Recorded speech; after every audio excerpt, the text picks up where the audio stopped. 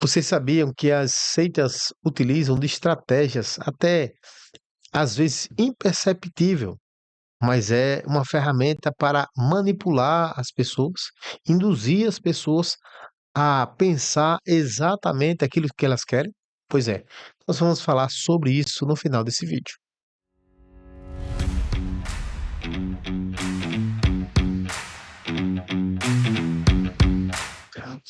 Olá, meus queridos, sejam todos bem-vindos. Somos Podcast, começando agora mais um episódio. Olha, eu já estava quase deitado e me mandaram material e eu, rapaz, decidi, vou logo fazer um vídeo, porque é necessário. Queridos, veja só, as seitas utilizam vários tipos de ferramentas, tá? Para fazer com que você seja manipulado. Se vocês lembram de uma propaganda de um chocolate que a pessoa ficava, compre batom, compre batom. Seu filho merece batom. Olha, essa propaganda deve ter pelo menos aí uns 40 anos e eu lembro dela. Ou seja, algo que ficou formatado na minha mente, né? Bombril, mil e uma utilidades, ó, tá vendo? Fica na nossa mente. Então, ó, música, tá? É, poesia, um jingle, tá? Uma chamada, cores, cores. Por exemplo, no que diz respeito a louvores, música, a música ela serve para manipular. Quer dizer, músicas para meditar, músicas para acalmar. Se já vem alguém escutar um rock pauleiro e ficar zen, não. Existe as vibrações das músicas, elas tocam na gente, certo? Então existe a questão da manipulação, utilizando-se, as seitas utilizam ferramentas para esse fim. As cores são um exemplo. Por exemplo, preste atenção, não nas seitas, vamos para o universo gastronômico. O que é que tem de comum entre girafas, espoleto, Habib's, Burger King, McDonald's? A cor amarela e vermelha, porque significa alimento. Há quem diga que quem olha sente desejo de se alimentar e, por incrível que pareça, girafas é alimento, espoleto é alimento, Habib's é alimento, Burger King é alimento, McDonald's é alimento. É como se estivesse chamando a pessoa para se alimentar, tá? Então, em outras palavras, quem criou a marca colocou aquelas cores com uma mensagem por trás, tá? Por que eu estou dizendo isso? Quero mostrar para vocês uma coisa. Olha só, eu quero que você analise junto comigo, tá? Vamos lá. Olha para essa mensagem aqui e a pergunta de número 3 da escola bíblica passada que vai responder nessa próxima agora. Vamos lá. Eu digitei isso aqui para não dar questão de direito autoral, né?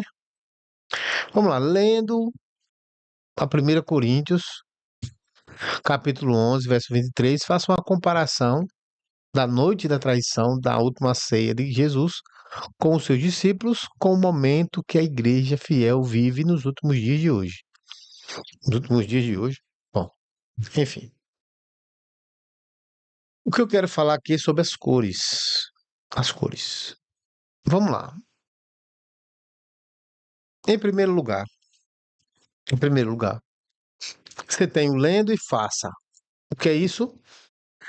Ele está colorindo os verbos, determinando para você o que você deve fazer. Então ele está dizendo para você ler e fazer. Ler o quê? 1 Coríntios capítulo 11, verso 23.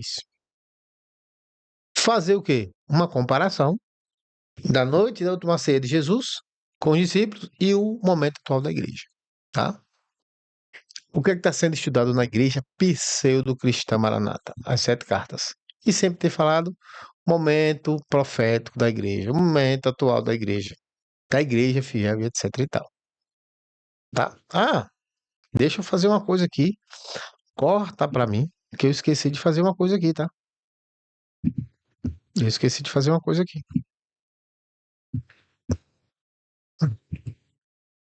Agora sim. Vou ver se você vai notar a diferença. Notou a diferença? Então vamos lá. Então, lendo e faça, agir. O quê? Lê o quê? 1 Coríntios, certo? Então ele está dizendo que você deve fazer isso. Aí faça uma comparação da noite da traição. Ela colocou em preto. Preto quer dizer o quê? Noite, escuro, colocou preto, né? Noite, preto. Tá entendendo o que eu tô falando? E aí colocou a última ceia com Jesus e a igreja fiel. A última ceia com Jesus, a igreja fiel.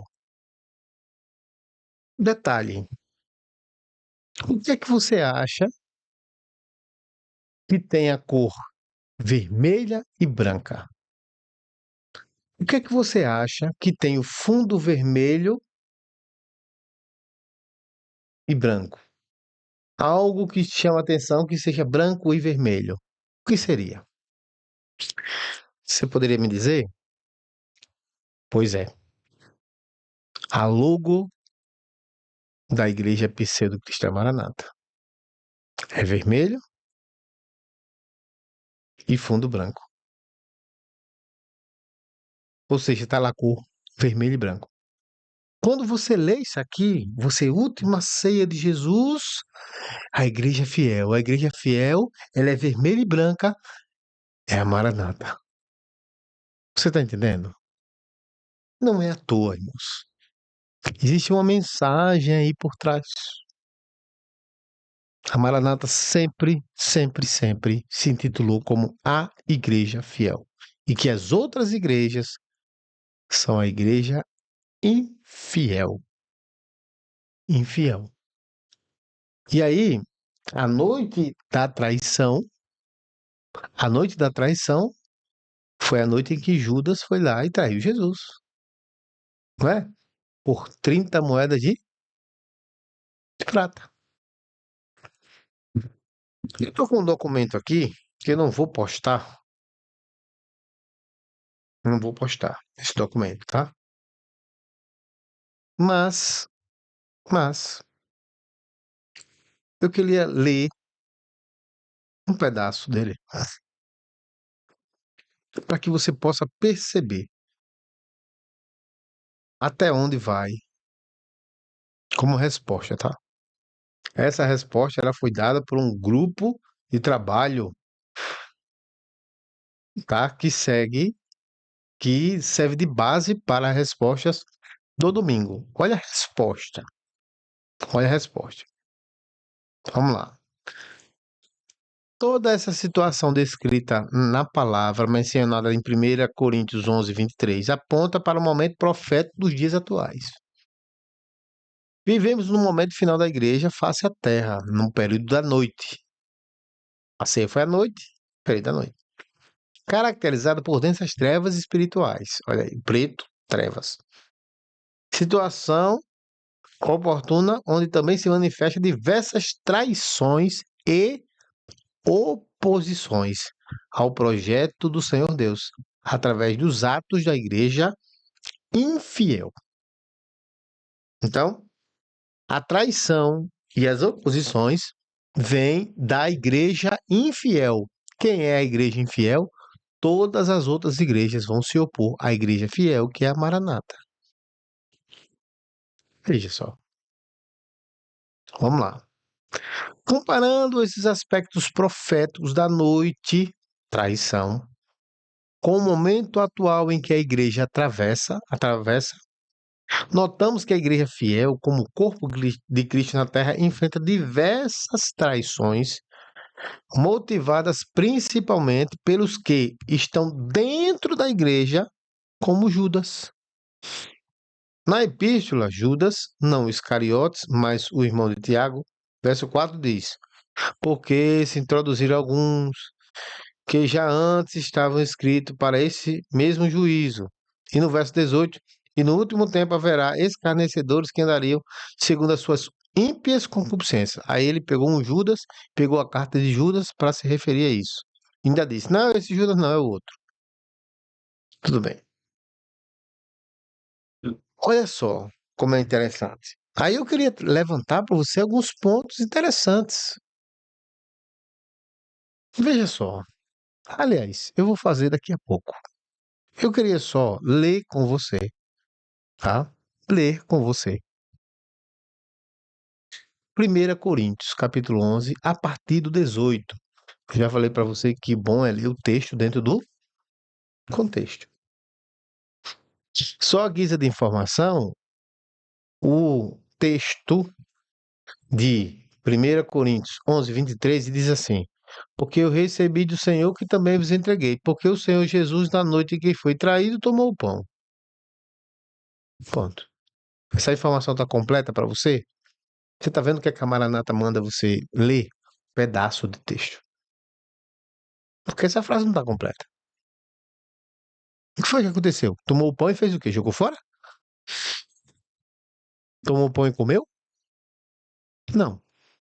Tem o contexto, evidentemente. Mas ele mandou você ler apenas o 11:23, só para mostrar que Jesus foi traído. E como Jesus é o corpo, da mesma forma que Jesus foi traído, a igreja, corpo de Jesus, corpo de Cristo, seria traída. Por quem? Pela igreja infiel. Olha só. Vamos ler a partir do 18, que diz assim: em primeiro lugar, ouço que quando vocês se reúnem como igreja, há divisões entre vocês. E até certo ponto, eu creio. Paulo estava dizendo: olha, chegou aos meus ouvidos que no meio de vocês tem divisões. E a gente sabe muito bem que tem divisões dentro do presbitério. Todo mundo sabe disso. O grupo A, B e C. Dizem até que vai ter um cavalo de Troia. E quando o pastor Gideuti Vitalino de Gueiros, que tenha muita saúde, mas quando ele partir, dizem que vai ser uma guerra, metade para cá, esse estado é teu, isso aqui é meu e etc. É o que dizem, né? Bom, será que há divisões? Bom, vamos lá. Verso 19. Pois é necessário que haja divergência entre vocês para que sejam conhecidos quais dentre vocês são aprovados. E a divergência por causa de quê, irmãos? Vamos ver. Quando vocês se reúnem, não é para comer a ceia do Senhor. Olha só. Porque cada um come a sua própria ceia sem esperar os outros. Assim, enquanto um fica com fome, outro se embriaga. Será que vocês não têm casa onde comer e beber? Ou desprezam a igreja de Deus e humilham os que nada têm? Que lhes direi? Eu os elogiarei por isso? Certamente não. Meus irmãos, como era a ceia da igreja? Não é esse negócio de pãozinho e suco de uva e vinho, não.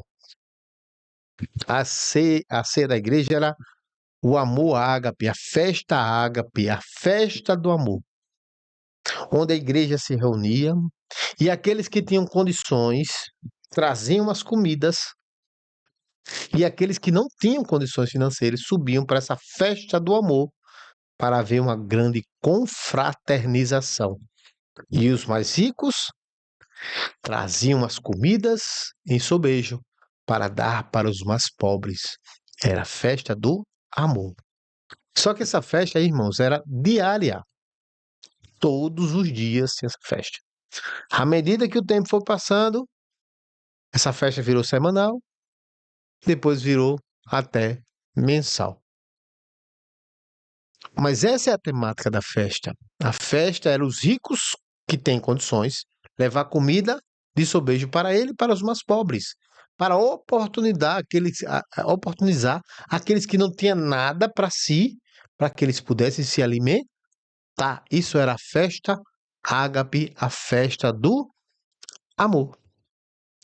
Mas essa igreja de Corinto, cheia de dons, línguas estranhas, interpretação, é cheia de cura, maravilha, é uma igreja onde os ricos faziam o quê?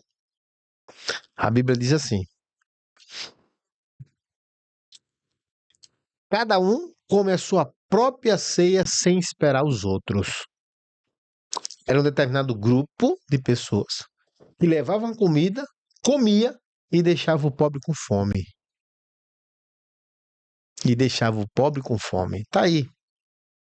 Você que é da igreja cristã Maranata que diz assim, seu líder diz assim, a religião ela prega o pão da padaria, nós pregamos a palavra revelada.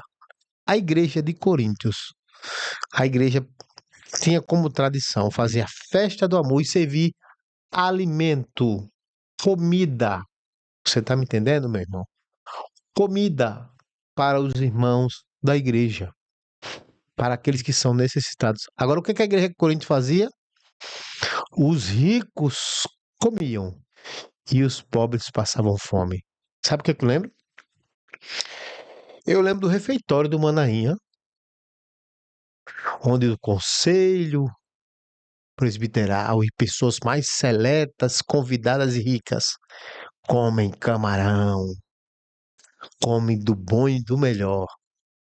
Enquanto isso, o povo está comendo arroz com frango pálido, que nem tempero coloca no frango. Será que isso tem alguma coisa a ver? Eu já ouvi o Papa dizer que reclamou até que o pão estava duro.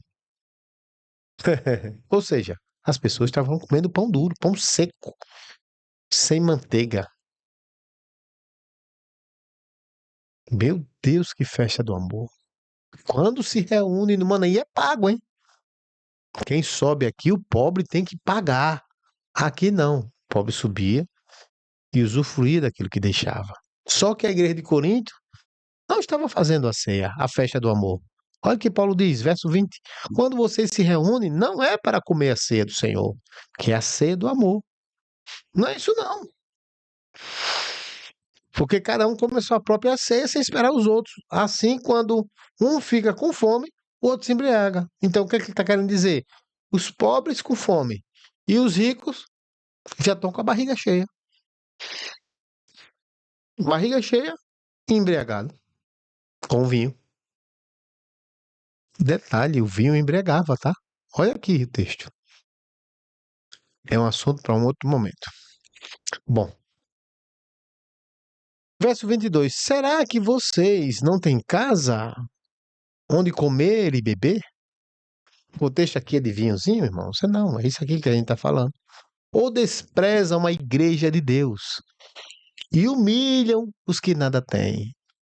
Quando você entra naquela sala, que você vai comer o camarão, a picanha, se deleitar com 10 queijos, bolos, à vontade, enquanto o irmão está lá fora comendo um pão seco.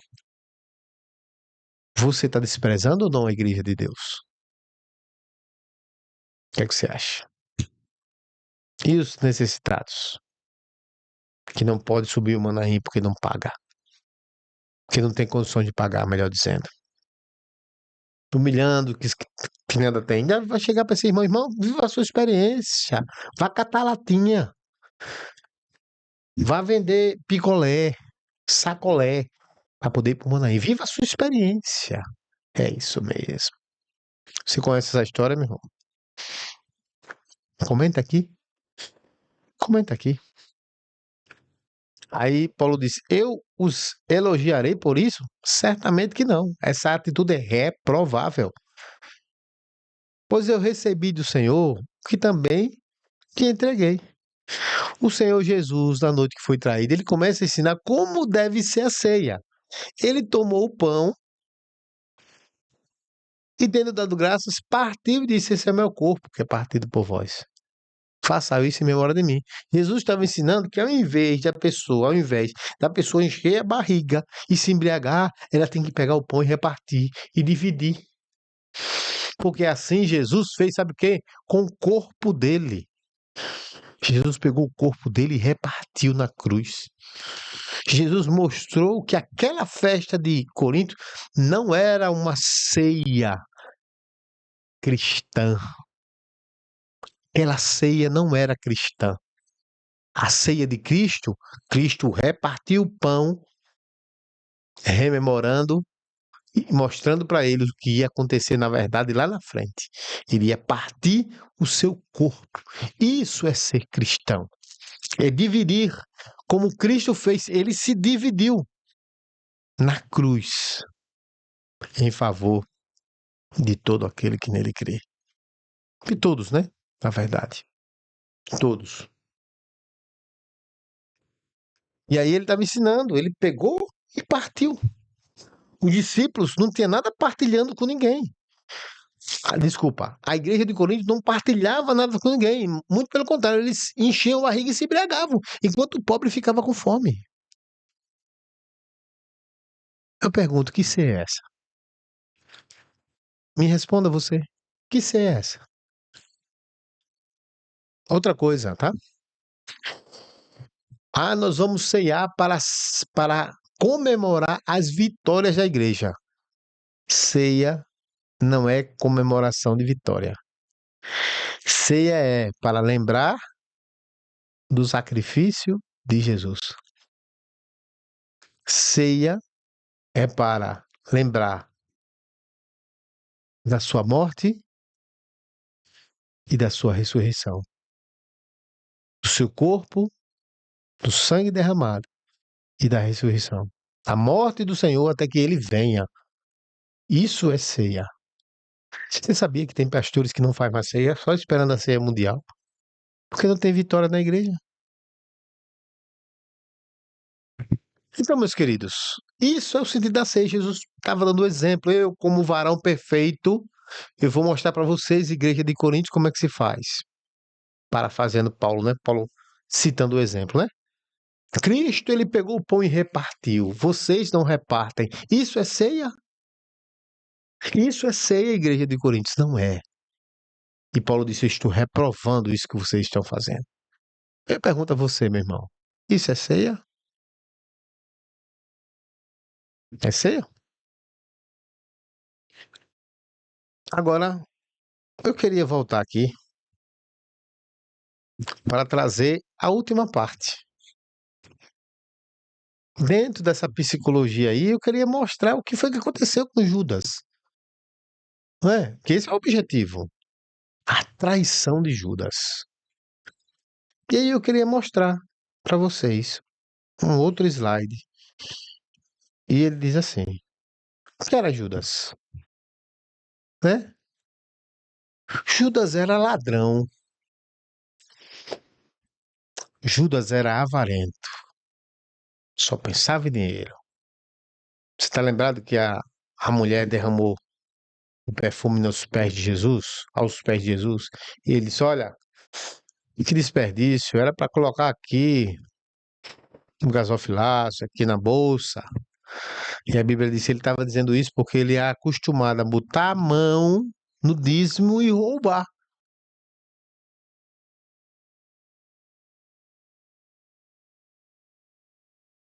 Judas traiu Cristo com aquele ato de entregar Jesus. Aí a pergunta é: a quem devemos comparar Judas no contexto profético atual? Não vou responder, eu quero que você me responda.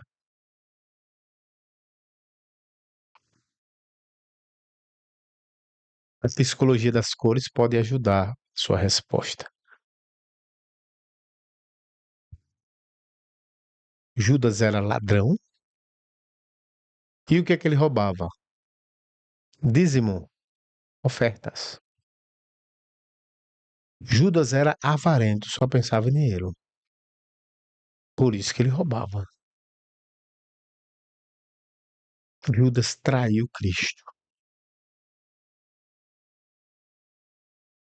A quem devemos comparar Judas no contexto profético atual? O que é que você acha? Eu não sei o que dizer, eu não sei o que falar. Difícil, né? Encontrar a resposta. E essa resposta eu não vou dar. Você pode dar. O GAECO um dia deu. Segundo ele, Judas tinha nomes. Tinha nomes. E você sabe quem? O que é que você acha? Essa mensagem, essa pergunta, para quem é? O que é que você acha? Meus queridos, somos podcast Pastor Júnior que vos fala. Medite naquilo que eu falei. E eu queria pedir um favor para você. Triplo C, curta, compartilhe, comente, meu irmão. Comente aqui embaixo. Tudo que eu falei. Coloque textos bíblicos. Os irmãos têm ajudado e muito, tá? Colocando textos e mais textos. Isso é muito bom. Muito bom que a gente aprende, tá? Diga se você concordou. Se você não concordou, se inscreva. Ative o sininho de notificações. Deus te abençoe. Fiquem todos na graça de Jesus Cristo, nosso Senhor.